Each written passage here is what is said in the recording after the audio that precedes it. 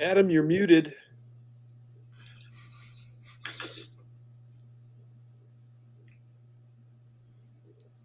Oh wow. Okay. I think I'm not muted now. Wow, that was okay. Welcome to live. You're back. Yeah. Welcome to live radio. All right, let me start this again. 3, 2, 1. What's up, everybody? Welcome back to Hobby Hotline. This is episode 283. I'm here with two of probably the most historical knowledge people within the hobby. We've got Uncle Rich Klein and we have Dr. James Beckett. Rich Klein, how's your week been going? What's been going on? How you been doing? I'm doing fine. I mean, hey, every week we stay ambulatory. It's a good week. And I'll probably stop by Triple Cards today because I do need to get a few small supplies and, pick up a couple heritage packs while I'm there. So I'll stay connected and, just generally enjoy. And I have to make my monthly or every 2 month stop. But I want to make my every monthly or 2 month stop at Wally World. So if there's a blaster I see that's interesting, I'll probably pick that up there too. And Dr. Beckett, how's your New Year's? How do your New Year's go? How's your New Year's been going? How's your week been? It's great. I've been a little bit sick. I've had a little bit of a kind of a sinus infection, maybe flu, but it's just a lingering kind of cough, and so that's no fun. But for us hobbyists, what that means is you got to stay in. Well, what could I do when I'm staying in? I could mess with cards. I'll never run out of ways to organize my stuff. But first of all, Adam, congrats to you mentioned it's episode 283, which is 280 episodes more than most podcasts make it for Hobby Hotline. And then you and Danny with Hobby News Daily passed 250. So again, hats off because I think both of those are hobby content driven kind of by the people. And so that's what this show's about. That's why I like to participate. Yeah, absolutely. I mean, yeah, I appreciate it. I mean, I love podcasting. It's something I've been doing really kind of when I started getting back into the hobby. Podcasting was something that kind of all came together when I was getting back into it. So, I was, when Danny reached out to me about doing the podcast, he had another host, and me and Mike Jokum were the two hosts, and it was really fun. And so when I had the opportunity to take over the full-time show, I was ecstatic about it. I mean, we 250 is 250 in less than a year because we launched in like April, and we'll move on. We don't have to get into this doesn't have to be a hobby news daily congrats or whatever. Congrats, but yeah, thank you. I appreciate it because you guys are the prime movers. And absolutely. And as we said before the show, as I say, the best way for me to prep for whenever I'm on is to listen to your weekly recap. I know I should listen daily, but the weekly recap gets it all done for me, and I like that. And the 45 minutes on a Saturday morning is time well spent. Right.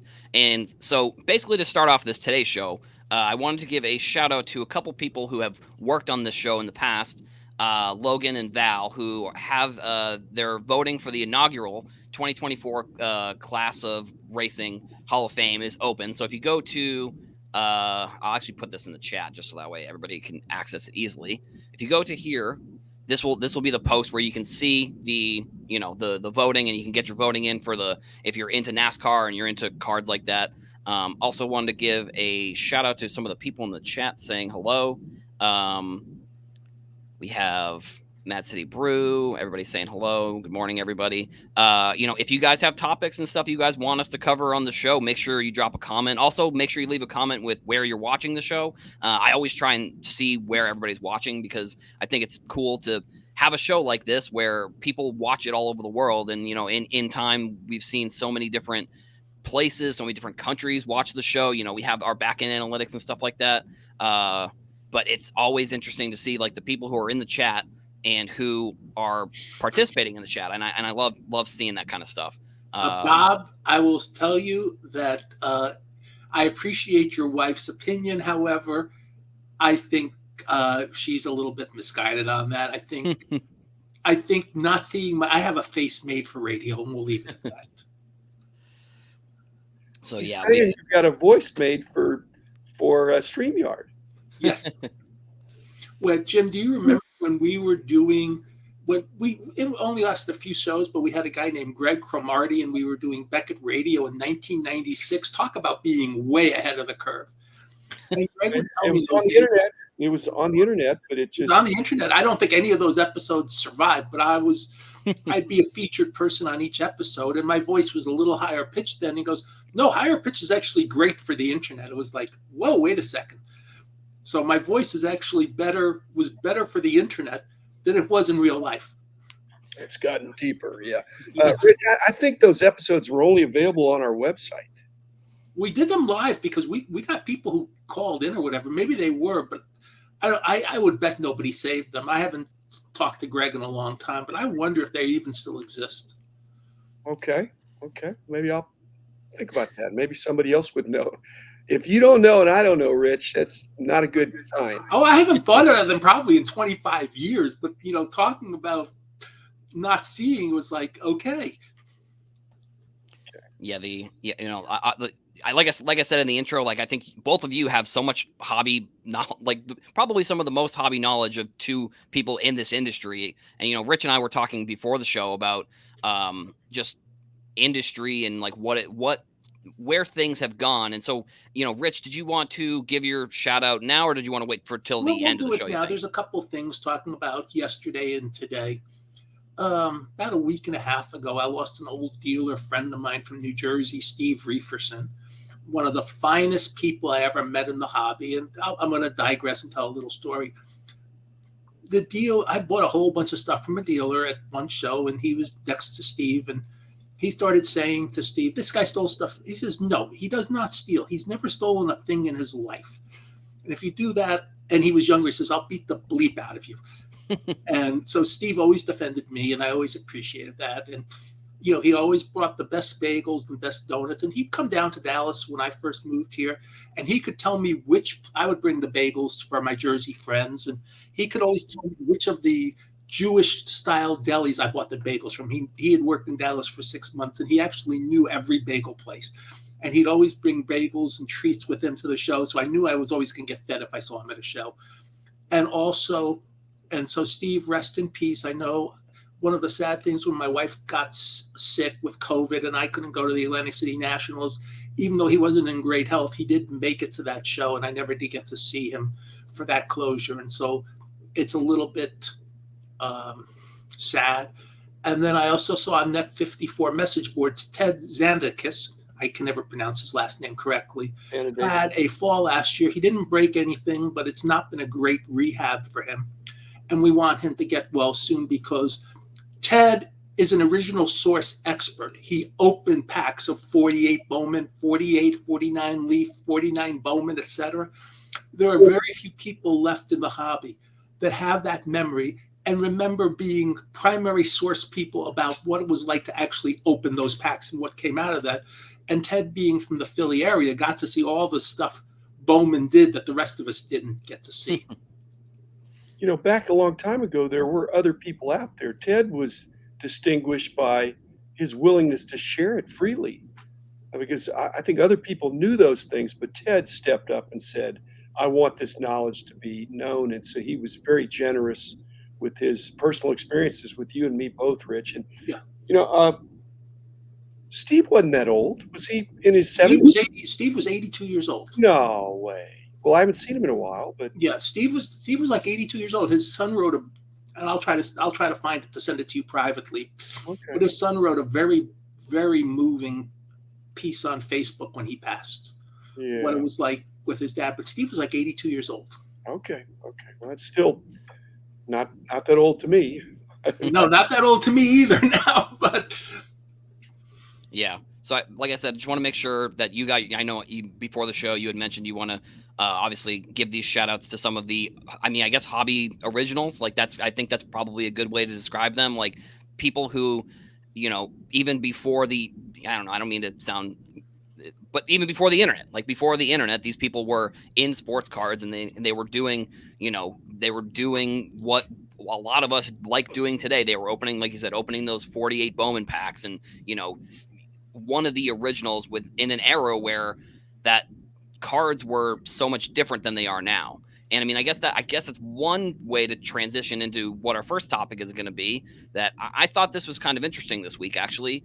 Um, this week was the release for Prism Football, and if you wouldn't know if you went to any of Panini's Twitter or Instagram or anything, like it really was surprising to me that I didn't really know about it until I just saw people opening up packs on Twitter, and I was just like, wait, when is this out now? And it was out on Wednesday. Wednesday was the first day of when the packs were open. And I mean, the big thing is that like there's no CJ Stroud or Will Levis or Bryce Young autos. And I mean, so I'll start with you, Rich. Like, what are your kind of general thoughts on Prism or Prism release from this past week? Well, my general thought has nothing to do with this specific release. Brian Gray did a viral post about how it's a danger sign for the football card hobby that there are no, because of the way the Panini Fanatics things work out, there's no of those rookie signed cards you mentioned and the adverse impact it can have on products. Prizm itself has had a fascinating story over the years. Mm-hmm. And when we went through the boom during the pandemic, Prizm prices truly exploded. And it was exploding before, and I'm going to switch sports here, when the Luka Prizm, which is a widely available card, became like the most graded card in the history of the world. That's not true, but it seemed close enough.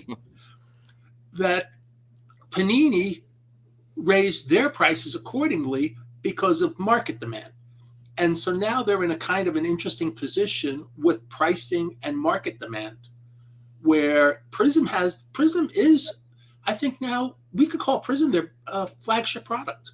Right. And it's an expensive flagship product, but it's their flagship product. And so people look forward to it. Right, definitely. And I mean, I thought you had an interesting point about kind of Prism's history throughout the years. I mean, I don't know if necessarily you could say the rise and fall of Prizm. Like, I mean, because it really started out like it really wasn't super popular. Then, obviously 2018, 2017, 2019 kind of really grows in popularity. But then I mean, I don't know if you can necessarily say the demand the production outweighed the demand, and which is crazy to think about with Prizm. Like I went to Walmart a couple days ago and there was still like last year's Prizm basketball on the shelves, and that's not Prizm football, but at the same time it just is a pretty interesting, I think there's going to be an interesting case study done on I guess maybe the rise and fall of Prizm. And so Dr. Beckett, I'll ask you this question. Like, throughout the years, have you really seen like a set like Prizm kind of like be invented and then sort of grow so much in popularity and then maybe peter out a little bit? Like what's your experience been with certain sets like that? I guess, I mean, just ones that have kind of grown and gotten like pretty wild, like in terms of the popularity of them. That's the hope of every brand, Adam. I mean, basically you put it out one year and then hopefully it's going to go up. You're going to sell more the next year. What Prizm was exceptional about Prizm is not only did the production quantity go up each year, the price went up each year, whether it was the primary market or the secondary market. And so they had a huge winner pretty much in all the sports. And so, yeah, I think it is their premium. Well, it's their flagship thing, and it's just it became a must. It became a must-have for key rookie cards and things like that. But yeah, the hobby doesn't like it if there are takebacks. It feels like this year was a takeback compared to previous years with the lack of availability because of the preemptive signing of those rookie quarterbacks by Fanatics. And so it's not illegal, but it means, and you showed the packaging, Adam. The packaging is not able, and so you were mentioning, I know you mentioned on Hobby News Daily about the marketing of it and that it was a little more stealth. Well, they can't brag about something that they don't have. What they used to tout is not there. And so it doesn't have any kind of rookie feel in any major way on the packaging. And so I guess they think it's just going to, okay, here's this year's Prizm. We don't want to overpromise on the box, but here's what you're going to get. They don't want disappointment, but there have been takebacks. It's not what you would expect if you were not paying attention. Right. Yeah.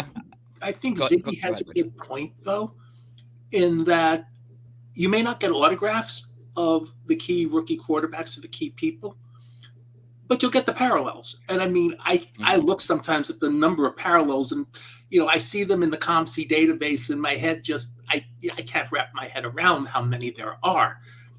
But you can buy and you can search for a rainbow of any of these rookie quarterbacks, and you'll have yourself one heck of a search. So there is opportunity if you zig when everybody else zags, or if you zag when everybody else zigs. Right, right. No pun intended with Ziggy in the chat there. Sorry, Ziggy. I didn't even realize that. Okay. Whether you Um, twist when people turn, how's yeah, that? yeah, right, exactly. Yeah, I mean, I definitely agree that Prizm became the flagship product for for Panini. And I mean, the question that I always kind of ask myself, and I think about all the time, is like, did Prizm become popular because people wanted it, or did people want it and that's why it became popular? I think it's like a chicken or the egg type situation where, like, what did it become popular because it was hard to find, or like I said again, I mean, and that could be the case, but or was it hard to find because so many people wanted this product, and it was I mean, even like, I'm just going to go back to Zion's year, you could still probably find that product, and I mean, I remember buying blaster boxes for like $40 or $50 at a hobby shop, and they were only supposed to be $20, but I bought them secondhand from a hobby shop because I couldn't find them at any of the retail stores. So, like, this is a, I don't know. I'm wondering if this is going to be a, I don't know the word that I'm trying to use, like maybe like a monumental shift year for, which I mean, I think it probably will be, just because Panini is going to be losing football. And actually, I mean, I think that's an interesting question, Dr. Beckett. I'll ask you, is like, when in the past we have seen this shift where one company made the cards and now another company is going to be making the cards. So, like, what was, do you have any like major thoughts on like when it went from Tops to Panini, or when a different company takes over? Like, what are some of those things that you've seen, like, in some good things, maybe some bad things of some of the changes of the guard, I suppose, like over in the past, like what has that, you've probably seen that happen in the past, correct? Over the last 30 years, I mean, the licenses are won and lost. In the age now of a single licensee for each of these sports, it's somewhat problematic, but you can look and see what Panini's done anyway in baseball. So there's still sometimes are ways to get around the lack of the full licensing. So Prizm is a substantial brand that has a lot of brand equity and a lot of followers. And so if they're able in any way to continue to do Prizm type products with that brand, Mm, with again being within the legalities, but over the next couple of years, their ability to do certain things is going to be slightly curtailed or completely curtailed. But Prizm, I think, can live on. And mhm. so, does that mean Fanatics has to buy Prizm as a brand? I don't. I think they've already had those discussions, and it sounded like they didn't go very well. Right, right. Yeah, and so I'll we'll kind of move on to the next topic. Rich, I've got one more question for you. Like, maybe to play a little bit of devil's advocate here, do you think that in any way not having those autographs, like, of those top quarterbacks in this year's Prism product, do you think that there's any potential that could end up being a good thing? Well, Yeah. yes. I mean, and this is what I pointed about chasing the rainbows. And Chasing Rainbow is also the name of my favorite song by Blue Magic from 1975, but that's a different subject in entirety. But Ziggy did bring up a really good point, and I think he's onto something.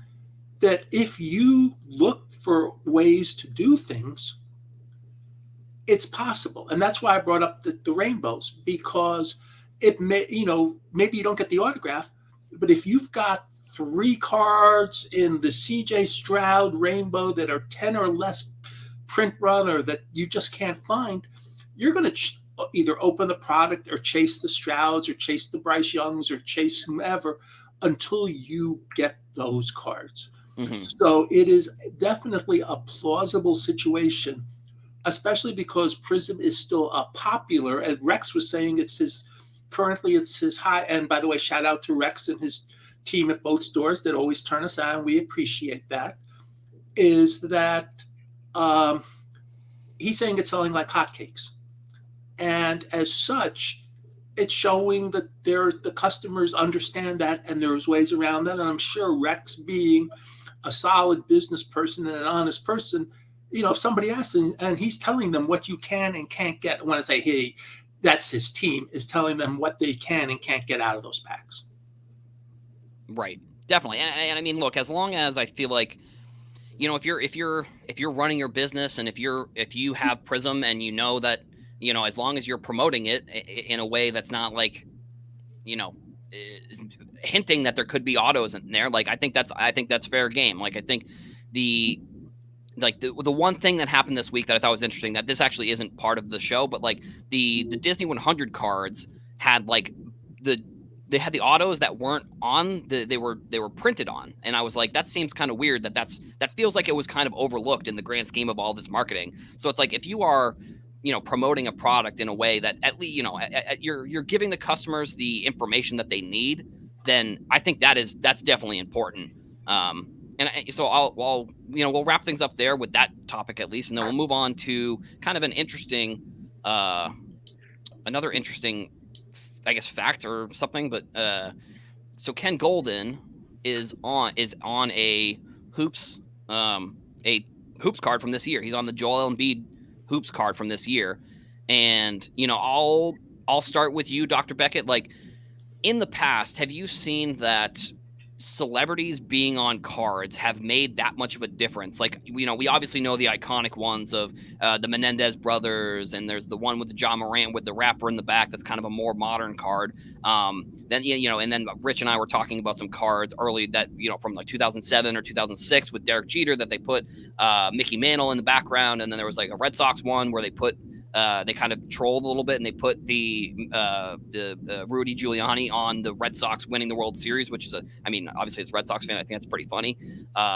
So Dr. Beckett, I'll ask you this question. Like, do you think that cards like this, and I mean, obviously in this world, Ken Golden is a celebrity, but like in the grand scheme of things, do you think that celebrities or people in the background of cards like makes, what are your kind of thoughts on that overall, I suppose?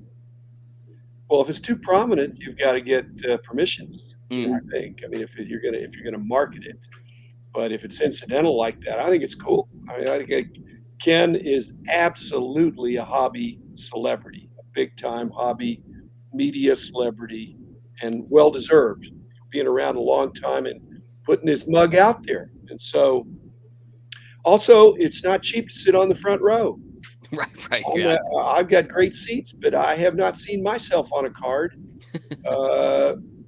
Maybe I need to go to more games and move up my seats a little bit. Right. Yeah, y'all, you just got to get a show on Netflix. That's just get a Netflix show, and then next thing you know, you'll be on a card.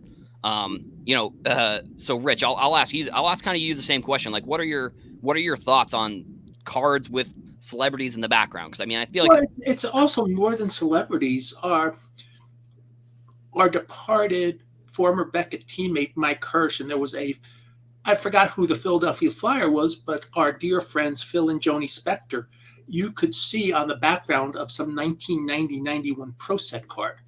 So I mean, that was just fun for us. I mean, not that Phil and Joan were celebrities, but we knew them, and it was like, for them, it was really cool. And I think Phil would actually keep track of how many cards he signed. I still had them. I think I was Joan's third signature, and Phil was like 84 when I got it or something like that. And one of our former Beckett teammates, Mary Campana, was on the back of a Lauren Meyer Upper Deck card, and I've got a signed card of that. It's kind of cool. It goes in my hobby signed card collection. And so I think it's kind of cool to have people in the background. But as Dr. Beckett pointed out, you do need the permission, especially when they're famous. There's actually a little bit of an infamous case of a person suing a card manufacturer. Why? Well, he was pictured with a lady on the card that wasn't his wife, and he was still married at the time. Oh, okay. Yeah. And so you have to be careful. And that's sometimes why they don't do that, because all of a sudden we just did something we shouldn't have done. I mean, hey, you're taking her out in public. I get that. Right. But you don't expect to show up in the background of a card. So Yeah, I right. can Yeah. see both sides of that argument, but that actually is, and I'm sure that if somebody wants to Google and do the case, they can find it. But it's a fascinating story. Well, it's not fascinating to me in the sense that you just reminded me that, we got sued, Rich. Upper Deck got sued, and we got sued for publishing price guides and magazines and showing a picture of an umpire on the card, kind of incidentally, and the umpires said we're not getting paid for being on these cards. We're a big part of the game, and so you're not giving us any credit. You're not mentioning it in your magazines. That we're right there in the frame in the card, and we wound up having to settle that because it just was a nuisance. But they wouldn't go away. And Upper Deck, same thing. They were all over Upper Deck. Because they were in the picture. And if you airbrush them out, it seems like, how is that good? Right, because then you have you got like a game going on without the umpires. Like eventually maybe they'll move to the robot umpires, and then I don't know. Maybe hopefully the robots will be cool with being on cards, maybe. But yeah, I mean I could see that being weird. And there's the other lawsuit where Panini got sued for having Michael Jordan in the background.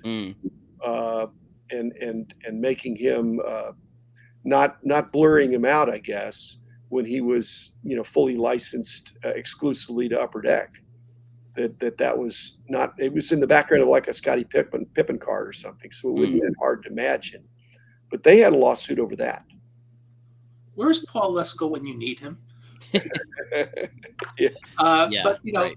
Jim, remember when maybe the first year or two, and it turned out we were absolutely right. We got sued at Beckett because we talked about PVC and the dangers it provided to cards and albums. And I will tell you, 30 years later, if on those rare occasions now, when I get something from a plastic, from a sleeve, a plastic sheet that had PVC on it, oh boy, you can tell the difference. Good luck, getting it out. Yeah, and so Rich, actually, I have an interesting question. For you working at ComC, do you guys have any type of is the person in the background, for example, is that like a type of card that you guys catalog at all? You have if it's appropriate, we sure do. For example, if Kobe Bryant is guarding somebody, it's I call it the continuation line because that's what we called it at Beckett. But in the continuation line, guarded by Kobe Bryant or guarded by Michael Jordan in background, a photo. To me, it has to be somewhat important. Kenny Golden, I think, is one level below that. And on the Melendez brothers card, I just put famous people in background. I didn't want to actually put, the whole story out there. It's like, okay, you'll either figure it out or you won't. Well, right. But we do put that on cards. There's a 1983 Topps Reggie Smith card when he was playing first base the last year of his career. Well, he's tagging or trying to tag Ryan Sandberg. That's also Ryan Sandberg's rookie card year. So that's kind of an important thing to put in. So absolutely, we put in when appropriate, guarded by somebody. And I think, if I see something come in, it's a legitimate request, I'll make sure it goes in because it's important. And because it might sell more cards, and anything that sells more cards helps ComC. So I look at it on a pragmatic viewpoint too, that any way I can get more cards sold and more cards into the world, that's a good thing. Yeah. I definitely wanted to highlight this one. Yeah, Rich knows about that Sandberg card. Again, like I said, just so much knowledge of not even, I don't know if it's random necessarily, but it's stuff within the hobby that other people just don't know. It's really, it's obviously an honor to be on the panel with both of you guys, and I don't want to, toot your guys' horn too much, but I think you guys know how much knowledge you have in the hobby and seen so much change. And for example, that Sandberg card, I don't think many people know about that. So Jim knows about the Sandberg too. Well, Adam, it's again, like I said about Ted Zanadakis, basically it's not just that Rich is so encyclopedic, it's that he is willing to share. Hmm. and to share freely. And so I totally vote, Rich, for the Kenny Golden being mentioned. Yeah. I think it's hobby significant. Right. Okay. Oh, okay. I will do that on Monday. I'll do that tomorrow. Actually, I work Sundays. I'll do that tomorrow. Yeah, so I think this was actually kind of an interesting comment too. Before we move on to the next topic, is it would be cool to be in the background of a card at a game. I wonder, this it kind of when I see comments like this, sometimes it just gets my mind racing, and I'm like, what Tops probably could do something where they either get a photo from a game, like do some sort of Tops Now concept, and they, you maybe maybe they could sell a specific seat, and it's like they sell this seat, and it's like a top seat or something where you get a card if you buy this ticket, where you'll get a card with you in the background or something along those lines. I mean, I think I give Tops too many ideas, and I don't think I've got paid from them yet. So I'm gonna move on here just so that way I don't No, give. Adam, that's a great idea, but I mean, it's just too easy to Photoshop. Right, I, true. And there's so many card doctors and very talented card artists out there that could do that. Right. You give me a great idea. I can be on any card now. Right. Yeah, right, exactly. Yeah. Adam, remember in the 1990s, Upper Deck ran a contest to have somebody come on a card with Ken Griffey Jr. And it ended Right, up being like a grandmother posed on the card with him, and she's on the card with him. Yeah. And it's a really cool. It was a cool concept trying to get more people involved, and she's on the card. Yeah. Right. I Exactly. mean, and of course, they probably should have both people sign the card, but that's a different subject for a different day. Right. Yeah. Wasn't that Marge Shot?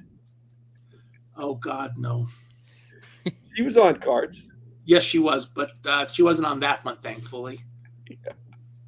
All right. Not So sure. yeah, we'll I'm sure. Yeah.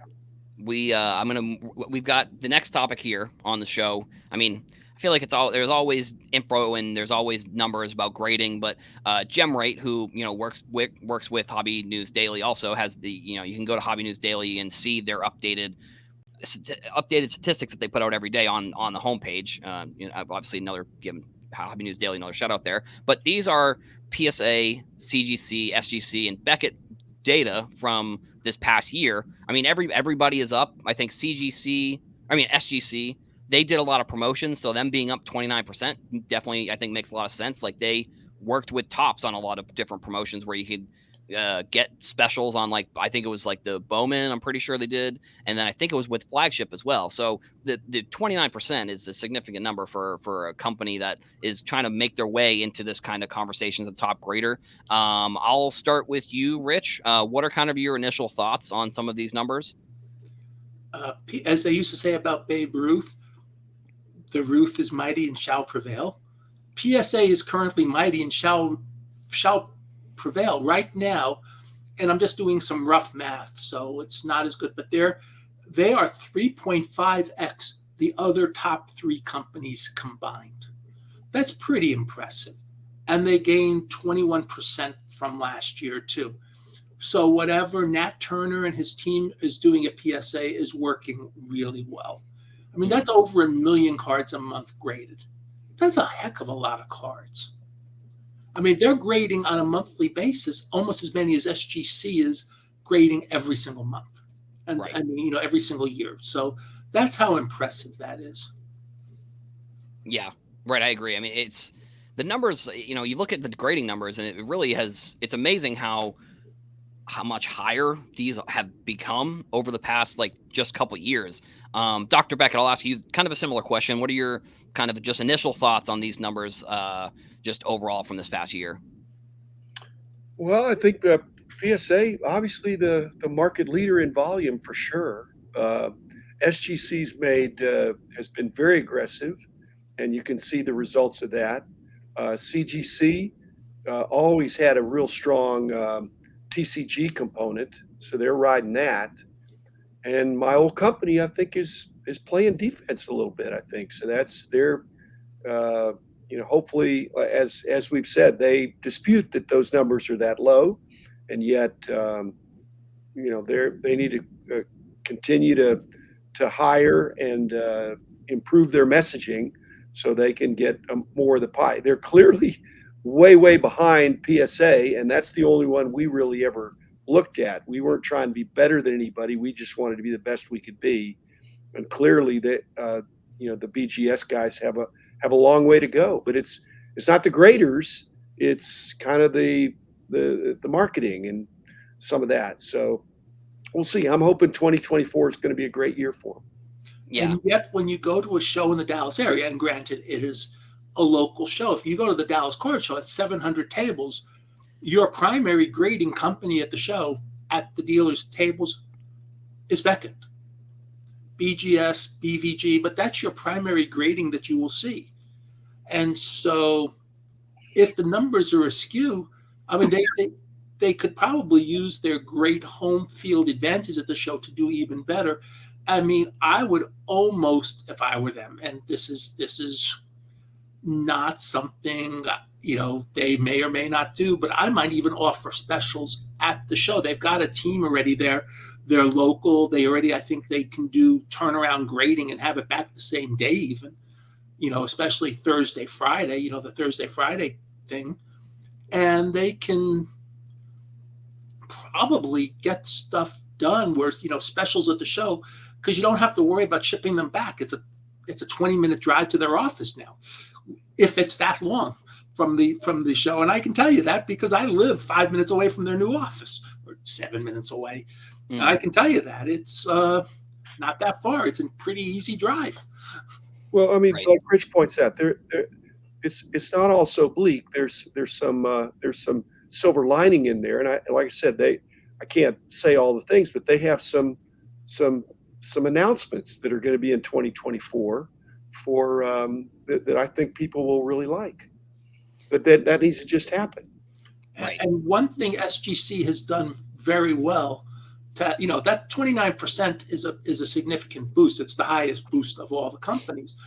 But those $9 specials, and I don't know how much it costs, but I guarantee you, based on what I remember from back in my old days at Beckett, from what I was told it cost to grade a card in those days, that $9 they're making.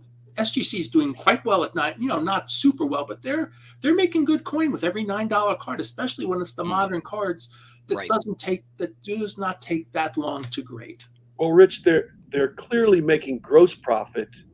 How much net profit, I don't know, but I know that they're making gross profit. If you just think I want to grade another card, it's $9, but there's a lot of overhead that cuts into that. But again, as you increase your volume, which they're doing, so I think they're doing a lot of things right. Well, and that's the point. That if you start getting people into your service at $9 a card, it's a loss leader.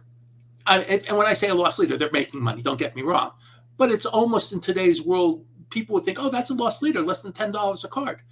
Oh, let me send them more cards, and then maybe let me use them for the higher services, so I have a consistency in the company I use to grade cards with.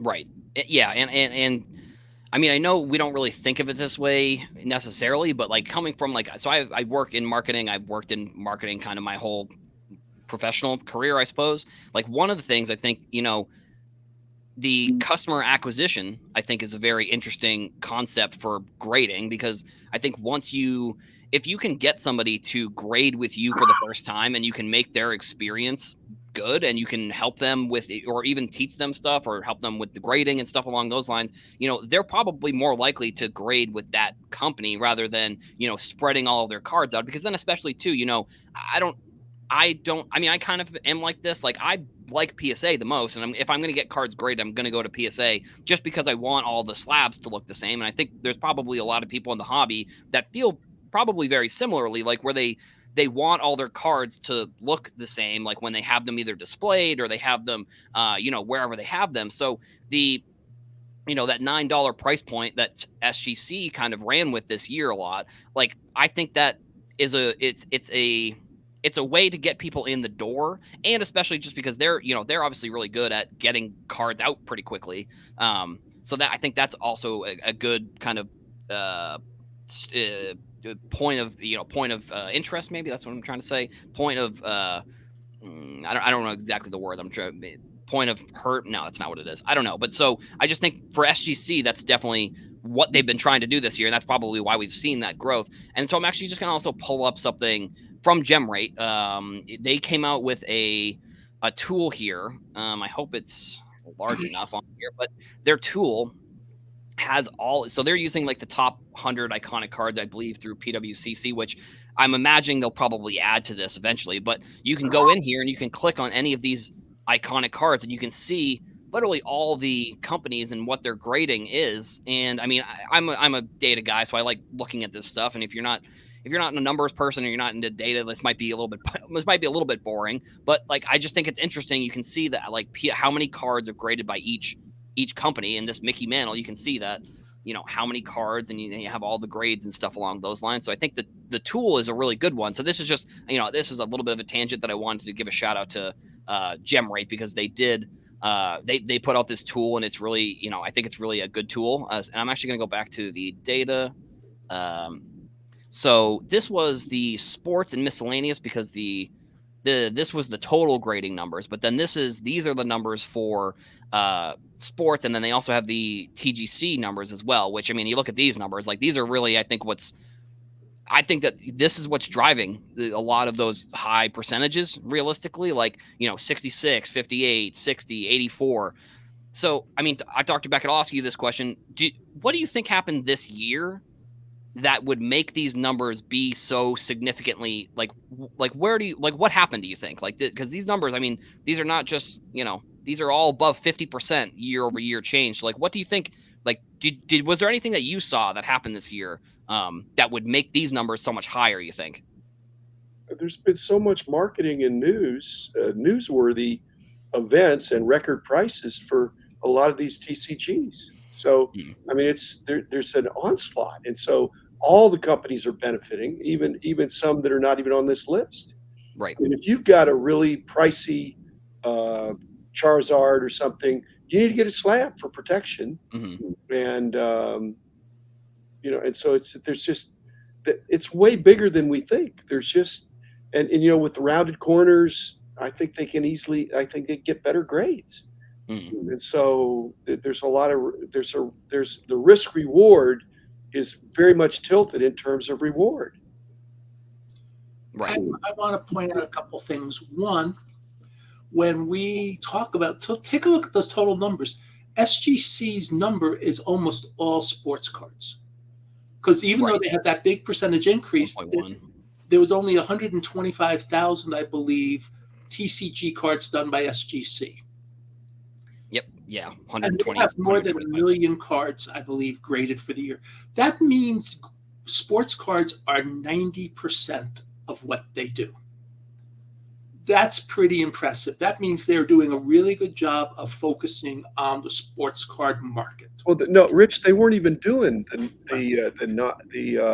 TCGs, and CGC in its prior life didn't do sports until 2 years ago, and so both of them are coming on strong to see that there's two big pies out there. There's the sports pie and the TCG pie, and PSA still leading in both, but there's meat on the bone.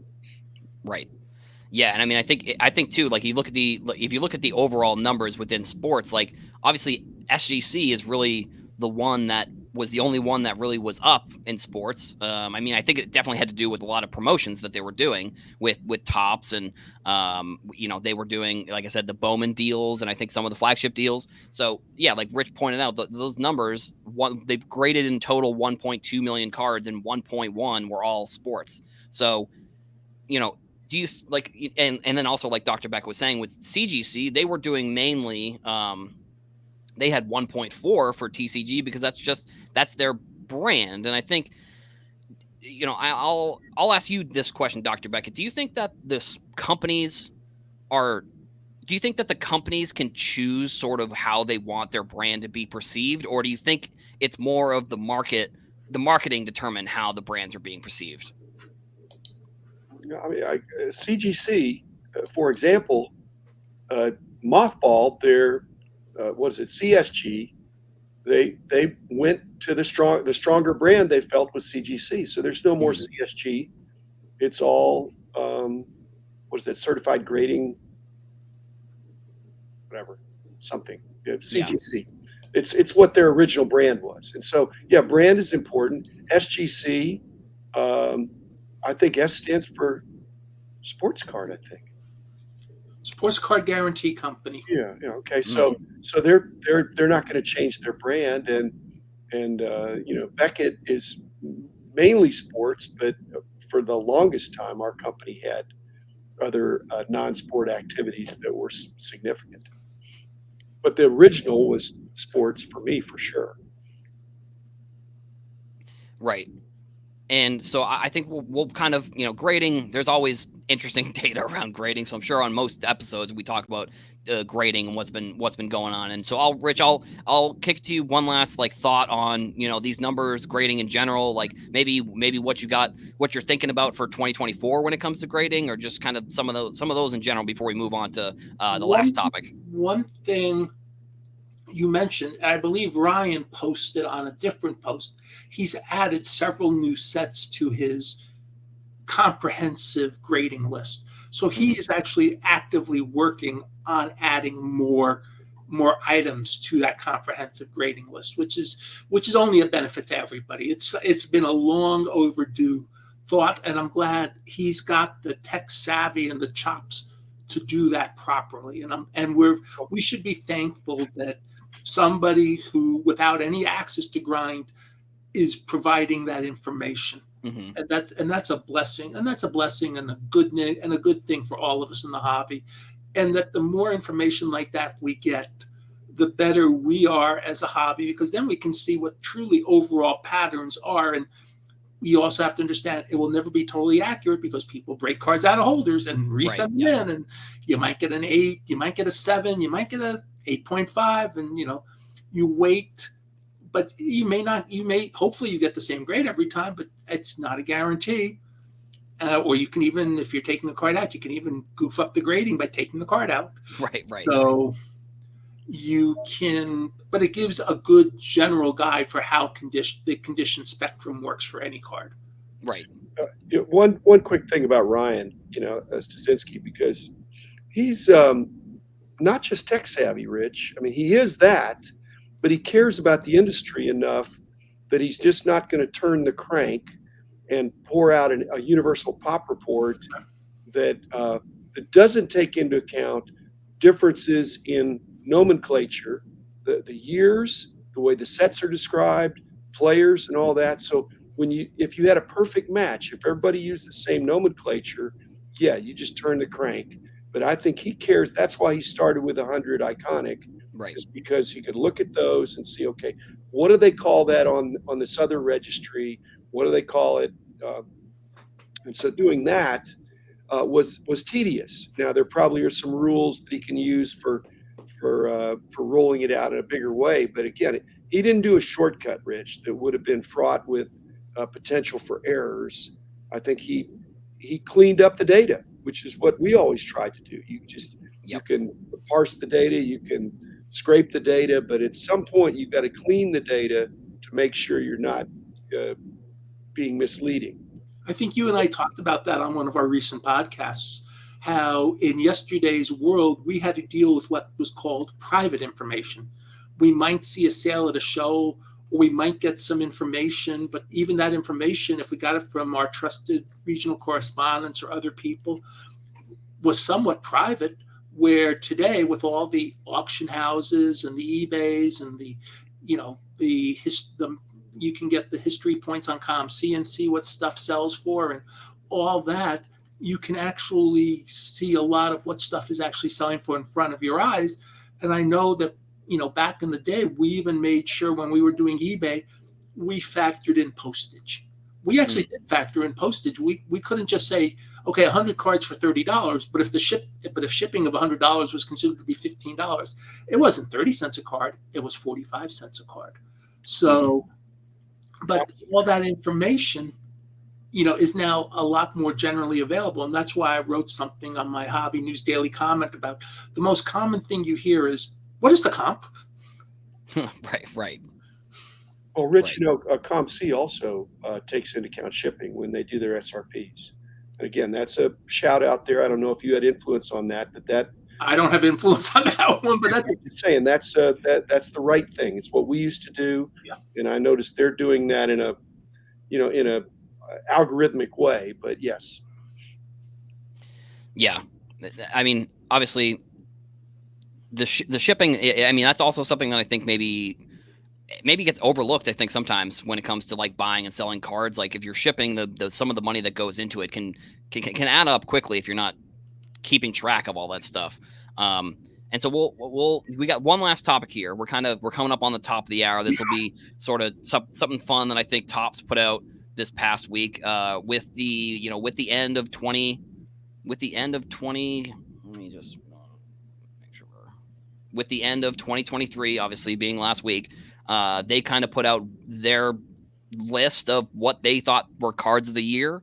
It went the dual auto, the Shohei Ohtani Babe Ruth, the Anthony Volpe Topps debut patch, the Brady autos, and then the Shohei Ohtani Trout card. Shohei Ohtani being on 2 of the 4 cards on this list. I'll start with you, Rich. What was your card this year was there a card on here that you thought that, well, I guess for Topps specifically maybe, or Panini, I suppose you can go either way, for your favorite card this year? Did you have one, or did you think that this was a good list that they put together? Well, it was good for baseball, but I think my favorite story of the year was what they did with the Wembayama autograph cards, where anybody who got the redemption was, I believe, flown down to San Antonio, and then winning people were drawn, to get the grand prize card. And it was really just a nice event, and that's something Fanatics can do that I don't even think Panini has done as well. And that doesn't mean Panini can't do it or doesn't want to do it, but it means that Top Fanatics understood they had a really good marketing opportunity with that. And I think that's the story of the year. How there's been ups and downs with all the card companies, but I think a lot of what Fanatics / Topps has done has been very beneficial to getting cards out in front of the public. The publicity campaign for the Brady card was top notch. Yes, definitely. That was top notch, and it got outside the hobby as well. I mean, I'm a Yankee fan. I love the concept of the Volpe card, and I think last week when Mr. Newman was on, and he talked about how cards should be redemptions like that. Well, all those rookie debut patches are redemption cards, so you can't just feel for this pack looks thick, this must have that card. No, you get a redemption. You get the card with the redemption. It saves a lot of that. So I think there's a lot of positives Fanatics does, and I do understand we've talked about the negatives too that have come up, and that's the same for the other card companies. But I think the concept of a rookie debut patch in all sports going forward with an autograph of the player is a great concept. Will it change the hobby? No. Is it a great concept? Yes. And I mean, Fanatics, and I know I listened to, I know the Shohei Babe Ruth duel was the #1 voted card, but I think the Brady card probably had the most impact overall.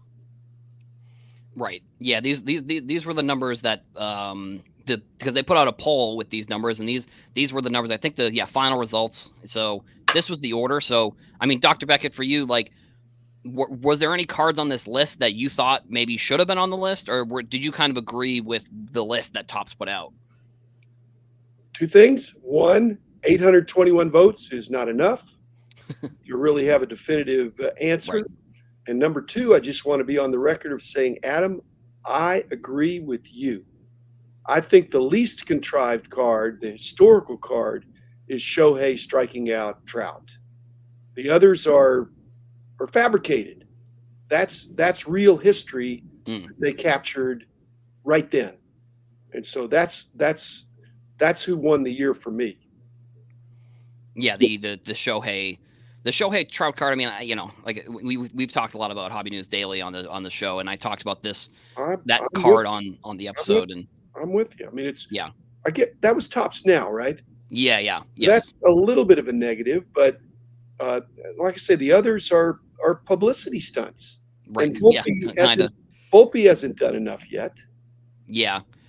Yeah, and I mean with that patch, I think I would say I don't know if I were Tops here, I probably would have tried to just say like the patch cards in general and not use because I know they have used Volpe as sort of the marketing around that card specifically, but I don't know. At the same time, it's like if I guess it was card of the year, not concept of the year, I suppose. So that's maybe one reason why they had to pick one of the players.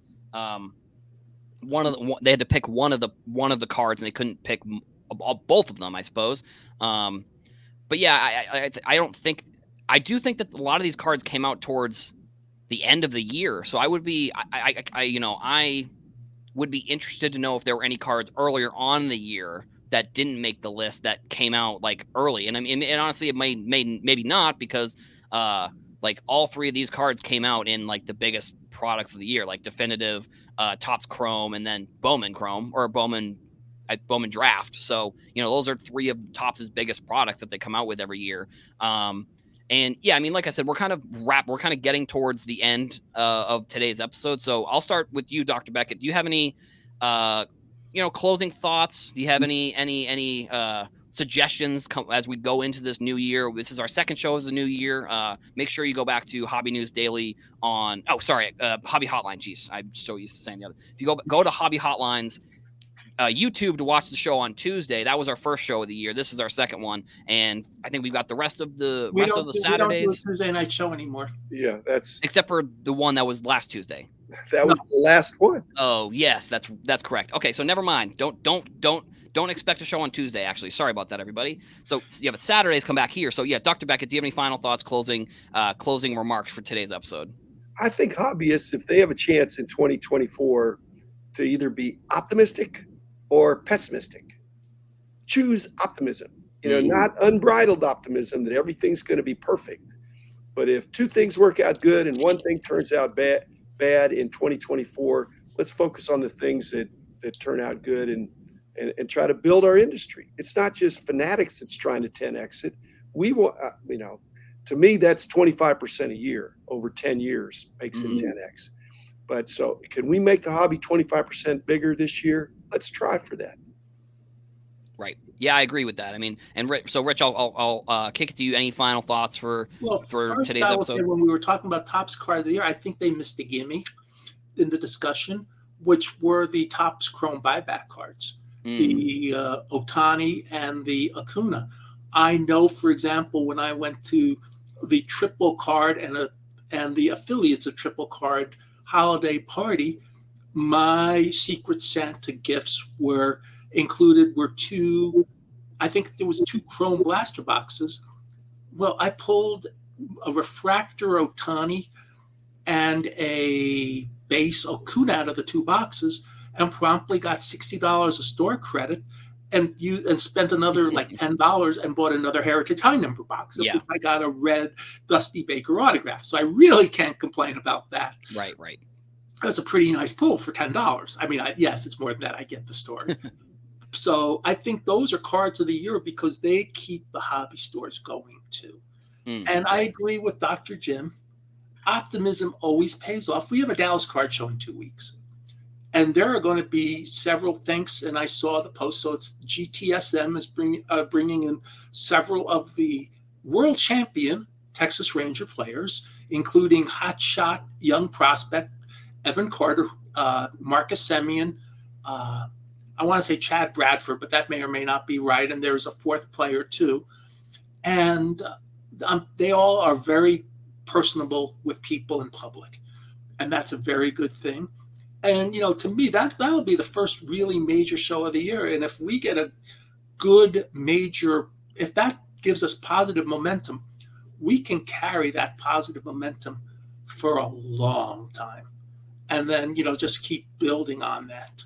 Right. And I think there's a lot in this hobby that we can be proud of. I mean, there's enough room for everybody. There's enough room for the person that'll go to a show, pay $2 admission and like going through dime and quarter or dollar value boxes. And there's room for, Kenny Golden to offer X amount of thousands of dollars for the one of Joel Embiid, where he's in the background. Right. Yeah, exactly. I mean, that's my. I have a similar closing message. I mean, I try and say this on most episodes. You know, people who are getting into sports cards, they're trying to enjoy cards the same way we all enjoy cards, and maybe in a different way. But so if they new people coming in, if they have questions and stuff, just be courteous, answer questions. Be nice to people. Like, I think that's sort of always been my message on these episodes. Whenever I'm hosting or whatever I'm on, just make sure these help people, because helping people is always gonna be better for us in from the hobby perspective. So always just help as many people as you can, answer any questions you can, because at one point the people that are new coming in were in the same position as us when we were first getting started in sports cards. So that is all we have for today's episode. I want to thank everybody in the chat, everybody that was leaving comments for all over the globe. I think we were global today. Appreciate it. Thank you all for watching. Make sure you come back here, Bench Clear Media, next Saturday, because we have another show, obviously, weekly on Saturday. So make sure you come back for the show. Thank you, everybody, and we will see you in the next episode.